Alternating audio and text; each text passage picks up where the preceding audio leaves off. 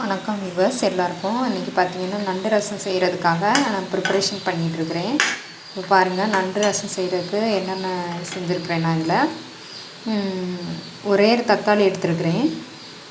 தக்காளி புளிப்பு அதிகமாக வேணும் அப்படின்னு நினைக்கிறவங்க நீங்கள் இதை நிறைய கூட 2-3 எடுத்துக்கலாம். ஒரு தக்காளி, கொஞ்சோண்டு புளி, உப்பு, மஞ்சத்தூள் இது போட்டு நீங்கள் நல்லா தனியாக வேக விட்டுக்கோங்க.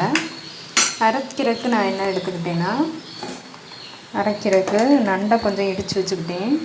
அடுத்து அஸ் யூஷுவல் நம்ம ரசத்துக்கு என்னென்ன செய்வோம் அதை நம்ம எடுத்துக்கணும். மிளகு, ஜீரகம், ஒரு 3 வெங்காயம், பூண்டு, ஒரு பச்சை மிளகாய், காரத்துக்கு தேவையான உங்களுக்கு எவ்வளோ காரம் தேவைப்படுமோ அதுக்கேற்றது மாதிரி நீங்கள் எடுத்துக்கலாம்.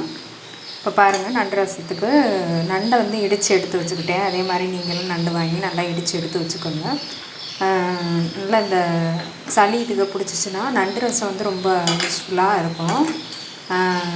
நல்லா நுரையீரலில் தங்கியிருக்க சளி எல்லாத்தையுமே அறுத்து கொண்டு வந்துடும். அதனால் நல்லா கொஞ்சம் பெப்பர்லாம் போட்டு 2 பூண்டு நான் சேர்த்துருக்குறேன். 2 பூண்டு, கொஞ்சம் ஜீரகம், மிளகு, அதுக்கப்புறம் பார்த்திங்கன்னா அவ்வளவு சேர்த்து நான் எல்லாம் ரெடி பண்ணியிருக்கேன்.